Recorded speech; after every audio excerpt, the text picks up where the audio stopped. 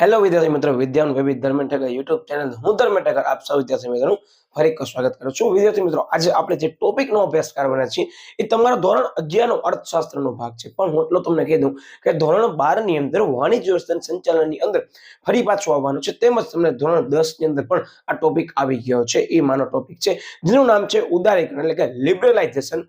અત્યારે શરૂઆતમાં મેં જે ટોપિક લીધું છે તમે જોઈ શકો છો, મેં લીધું છે ઉદારીકરણની પ્રક્રિયા, જેની અંદર એવું કહેવા માંગે છે કે આપણા ભારતીય અર્થતંત્રની અંદર તમે સાંભળ્યું હશે કે આર્થિક સુધારાઓ કરવામાં આવ્યા હતા. ક્યારે કરવામાં આવ્યા હતા? 1991 ની અંદર. અને આ આર્થિક સુધારાઓ કયા કયા હતા? 1991 ની અંદર ઉદારીકરણ એટલે કે લિબરલાઇઝેશન, પછી ખાનગીકરણ એટલે કે પ્રાઇવેટાઇઝેશન, અને વૈશ્વિકીકરણ એટલે કે ગ્લોબલાઇઝેશન એટલે કે એલપીજી તરીકે જેને ઓળખવામાં આવે છે. આ બધા ફેરફારો કરવામાં આવ્યા હતા, જેને આર્થિક ફેરફારો તરીકે ઓળખવામાં આવે છે. બરાબર, કે જે એક માર્કનો પ્રશ્ન તમને કામ આવી શકે છે કે ભારતની અંદર ક્યારે આર્થિક સુધારાઓ કરવામાં આવ્યા હતા અથવા આર્થિક સુધારા પૈકી કયા કયા પગલા લેવામાં આવ્યા હતા. તો આ ત્રણ મેં તમને જે કીધું આવશે. ઓકે, હવે સૌથી પહેલા એ લોકો આની અંદર એમ કહે છે કે રાજ્ય પ્રથમ દેશના ઉત્પાદકો મૂડી રોકાણકર્તાઓ માટે નિયમો જે છે શું કર્યા સાહેબ? નિયમો હળવા કર્યા. હવે નિયમો કયા કયા હળવા કર્યા તો તમને ધોરણ 11 ની અંદર બહુ આછી પાતળી સમજ આપી છે. હા વિદ્યાર્થી મિત્રો, ધોરણ 12 ની અંદર પણ ઉદારીકરણનો મુદ્દો આવે છે.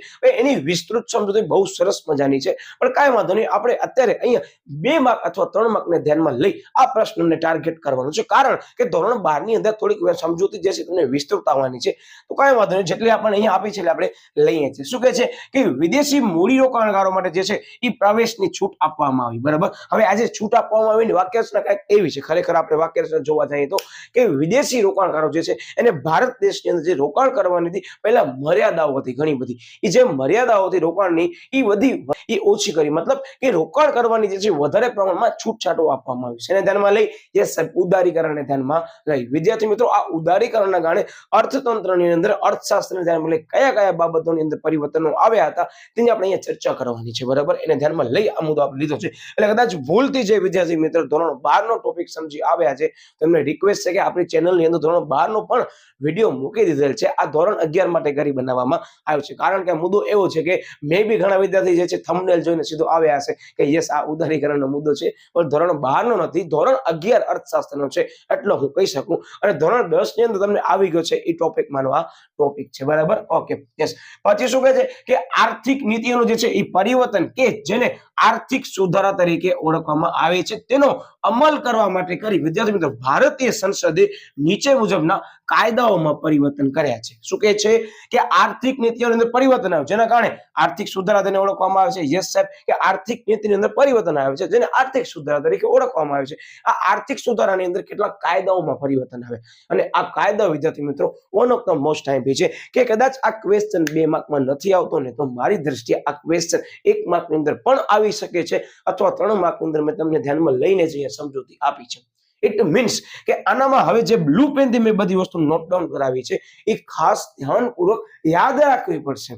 અને હું તમને કહી દઉં કે યાદ પણ આપણે એવી રીતે કરવાના છે કે જરાય મગજ ઉપર બર્ડન ન લેજો, સાવ ઇઝીલી યાદ રહી જશે. માત્ર તમારું ધ્યાન અહીંયા હોવું જોઈએ. અત્યારે કોઈ પણ સાહિત્ય ઉપડવાની જરૂર નથી, માત્ર તમારું ધ્યાન અહીંયા હોવું જોઈએ. હું જે વર્ડ નીચે અંડરલાઈન કરું છું અને જે સમજાવું છું એ ખાસ સમજજો અને મગજમાં અત્યારે જ ફિટ કરી નાખજો. ઓકે, સૌથી પહેલો આવે છે એમઆરટીપી એક્ટ 69. હવે અહીંયા 69 એટલે શું? તો 1969 છે, પણ મેં માત્ર 69 લખ્યો છે કે મિસ્ટર 69 તરીકે યાદ રાખવાનો. એમઆરટીપી એક્ટ 69 કે 1969 ની અંદર આવ્યો હતો. બરાબર, જેને રદ કરી વિદ્યાર્થી મિત્રો કોમ્પિટિશન એક્ટ 2002 હું લખી જ દઉં છું, જે છે એને બદલવામાં આવી. મતલબ કે એમઆરટીપી એક્ટ રદ કર્યું અને કોમ્પિટિશન એક્ટ જે છે એ અમલમાં આવ્યું છે. એનો મતલબ કે એમઆરટીપી નું પૂર્ણ સ્વરૂપ શું છે? 1 માર્કની અંદર વિદ્યાર્થી મિત્રો આ ચેપ્ટરમાંથી પૂર્ણ સ્વરૂપ આવી શકે છે. ઓકે, એટલે આ યર યાદ રાખજો, એમઆરટીપી એક્ટ 1969 અને કોમ્પિટિશન એક્ટ 2002. બરાબર, ઓકે યસ. પછી વિદ્યાર્થી મિત્રો મુદ્દો આવે છે કે ફેરા જે છે એને રદ કરી ફેમાં અમલમાં મૂકવામાં આવ્યો. ફરી પાછો વિદ્યાર્થી મિત્રો આની અંદર પૂર્ણ સ્વરૂપ આવ્યો. હવે ફેરા અને ફેમા એટલે શું હું તમને કહી દઉં કે ફોરેન એક્સચેન્જ રેગ્યુલેશન એક્ટ બરાબર, અને ફોરેન એક્સચેન્જ મેનેજમેન્ટ એક્ટ, કે ફેરા જે હતો વિદ્યાર્થી મિત્રો એનામાં જે આર ફોર રેગ્યુલેશન હતું એને હટાવી અને એમ એટલે કે મેનેજમેન્ટ એડ કરવામાં આવ્યું. એનો મતલબ સરળ ભાષામાં કહું ને તો જે આપણા દેશની અંદર પેલા ફેરા એક્ટ હતો એને રદ કરી. બરાબર, હવે ફેરા રદ કર્યો એનામાં આર એટલે શું તો કે રેગ્યુલેશન જે હતો એને રદ કર્યું. મતલબ કે જે ફેરા હતું એને રદ કર્યું અને ફેમાં અમલમાં આવ્યો. મતલબ પ્રશ્ન એમ પૂછાઈ શકે કે ઉદારીકરણની અંદર કાયદાકીય રીતે આર્થિક નીતિની અંદર સુધારાઓ કરવામાં આવ્યા હતા, જે કયા કરાવવામાં આવ્યા હતા એ જણાવો. તો પણ વિદ્યાર્થી મિત્રો આ પ્રશ્ન પૂછાઈ શકે છે. તો આજ બધી વિગતો આવશે, ઉપરનો કન્ટેન્ટ નહીં આવે. બરાબર, એટલે આ પ્રશ્ન બહુ સરસ મજાનો છે.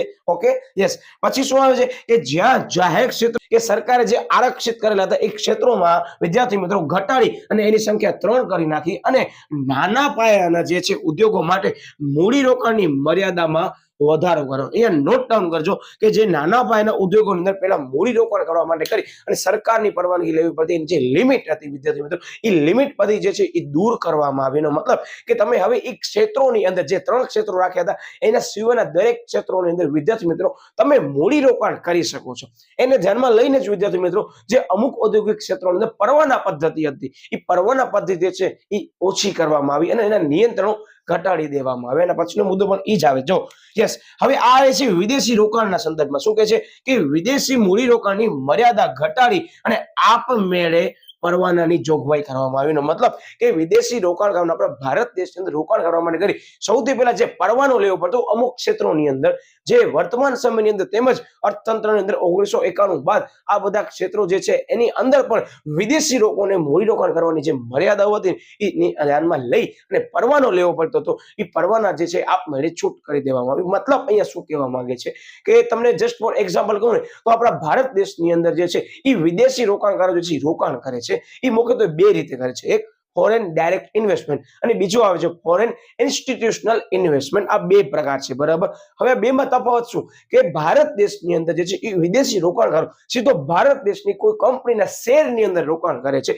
કે શેર બજારની અંદર રોકાણ કરે છે તો એને કહેવામાં આવે છે ફોરેન ઇન્સ્ટિટ્યુશનલ ઇન્વેસ્ટમેન્ટ. બરાબર, અને આ ફોરેન ઇન્સ્ટિટ્યુશનલ ઇન્વેસ્ટમેન્ટ દ્વારા જે રોકાણકારો છે કોણ હશે ફોરેન ઇન્સ્ટિટ્યુશનલ ઇન્વેસ્ટર હશે. મેં શું કીધું ખબર પડી ગઈ? સંસ્થા રોકાણકાર છે. બરાબર, અને રોકાણકારો પોતે રોકાણ કરે છે તો એ ઇન્વેસ્ટર બની જશે. અને ભારત દેશની અંદર આવી અને કોઈ પણ ક્ષેત્ર જે છે એનું ઉત્પાદન અને સેવાની અંદર જે છે એ સીધું મૂડી રોકાણ કરે છે કે સીધો એ કંપની એક્વાયર કરી લે છે. મતલબ કે વિદેશી રોકાણકારો કે ફોરેન ઇન્વેસ્ટર જે છે એ ભારત દેશની અંદર આવી અને સીધી કંપનીની સ્થાપના કરે છે અથવા સીધી કંપનીની અંદર જે છે એ રોકાણ કરે છે. મતલબ કે એ વસ્તુ કે સેવાના ઉત્પાદન સાથે સંકળાયેલી હશે અને એ એકમની અંદર પ્રત્યક્ષ રીતે રોકાણ કરશે તો વિદ્યાર્થી મિત્રો એનું સીધું મૂડી રોકાણ એટલે ફોરેન ડાયરેક્ટ ઇન્વેસ્ટમેન્ટ તરીકે ઓળખવામાં આવે છે.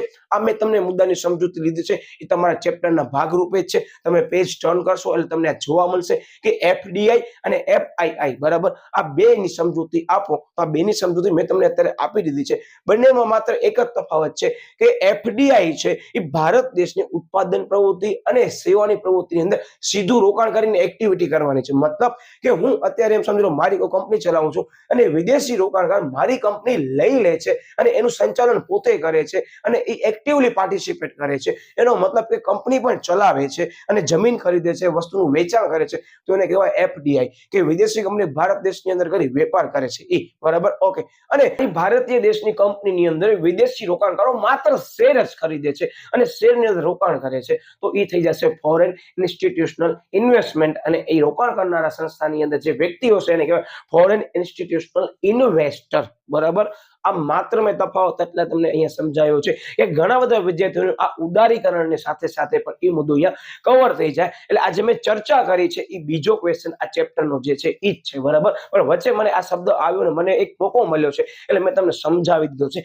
એટલે આ વિડીયો હું સેપરેટલી મૂકવાનો નથી કારણ કે ઘણા બધા વિદ્યાર્થીઓને જે કોન્સેપ્ટ ત્યાં ક્લિયર નતો થતો એ અહીંયા થઈ ગયો છે. બરાબર, ઓકે. અને છેલ્લો મુદ્દો આવે છે કે આયાત નિકાસ પરવાના નીતિ જે છે એ હળવી કરાઈ અને હુંડિયામણ દરને વધુ મુક્ત બનાવ્યો. મતલબ કે હુંડિયામાં દર તમને ખ્યાલ છે બધાને કે વિદેશી વેપાર કરવો હશે તો વિદેશી વેપારની અંદર વિદ્યાર્થી મિત્રો આપણને જે ચૂકવણી કરવાની છે એની અંદર જે હુંડિયામાં દર છે એને મુક્ત કરાવાયો અને ભારત દેશની અંદર જે છે એ થોડા ઘણા નિયંત્રણો જે છે એ હળવા કરવામાં આવે. ધોરણ 12 ની અંદર બહુ સરસ મજાની વ્યાખ્યા કે ભારતીય અર્થતંત્ર જે નિર્ણયો જે છે એ હળવા કરવામાં આવ્યા છે અને મુક્ત અર્થતંત્રનો જે છે એ માર્ગ અપનાવવામાં આવ્યો છે જેને ઉદારીકરણ તરીકે ઓળખવામાં આવે છે. તમે તમારા પાઠ્યપુસ્તક અંદર સાહિત્યની અંદર આ મુદ્દાની અંદર જે પ્રસ્તાવનાના ભાગરૂપે એ લોકો ઉદારીકરણની થોડીક સમજૂતી આપી છે કે સરકારે અંકુશો દૂર કર્યા છે. આ બધા જે છે એક વખત મુદ્દા જોઈ લેજો કારણ કે આ મુદ્દો 3 માર્કની અંદર પૂછાઈ શકે છે કારણ કે આ બધા ચેપ્ટરો એવા છે કે આ ચેપ્ટરમાંથી વિદ્યાર્થી મિત્રો જનરલી 3 ગુણને લગતો પ્રશ્ન જે છે એ વધારે આવવાની સંભાવના છે. આ ઘણા બધા વિદ્યાર્થીઓને ડાઉટ અને ધ્યાનમાં લઈને જ મેં આ વિડીયો બનાવ્યો છે. એટલે વિદ્યાર્થી મિત્રો તમને એમ લાગતું કે સાહેબ હજી અમુક જે મુદ્દા એવા છે અમને સમજવા છે તમે બિંદાસથી કોમેન્ટ દ્વારા જણાવી શકો છો. આ વિદ્યાર્થીનો ડાઉટ હતો એને ધ્યાનમાં લઈને જ મેં આ મુદ્દો બનાવ્યો છે. વિદ્યાર્થી મિત્રો આના પછીના ચેપ્ટરના પણ આપણે પ્રશ્નો મૂકી દીધા છે એટલે ખાસ જોઈ લેજો અને અગાઉના ચેપ્ટરના કોઈ પણ પ્રશ્નો જોવાના બાકી હોય તો ખાસ જોઈ લેજો વિદ્યાર્થી મિત્રો. આશા છે કે તમને હવે આ કોન્સેપ્ટ ખબર પડી ગઈ હશે અને તમને એવું હોય તો સ્ક્રીનશોટ લઈ શકો છો. અને હા, આ વિડીયોને ખાસ લાઈક કરી દેજો, ચેનલને હજી પણ સબસ્ક્રાઇબ ન કરીએ તો ચેનલને સબસ્ક્રાઇબ કરી દેજો તેમજ બાજુમાં બેલ આઇકન આપેલું છે ઝડપથી પ્રેસ કરી દેજો. આની અંદર કાયદાકીય માહિતી હોવાના કારણે આપણે કાયદા જ લીધા છે બરાબર, વધારાની સમજૂતી મેં અહીંયા કવર નથી કરી અને આની અંદર કાયદા યાદ રાખવા પડશે અને આ બધા કાયદા એવા છે કે તમને એક ગુણની અંદર પણ કામ આવી શકે છે. એટલે મળ્યા વિદ્યાર્થી મિત્રો નવા ટોપિક સાથે, ત્યાં સુધી બાય બાય.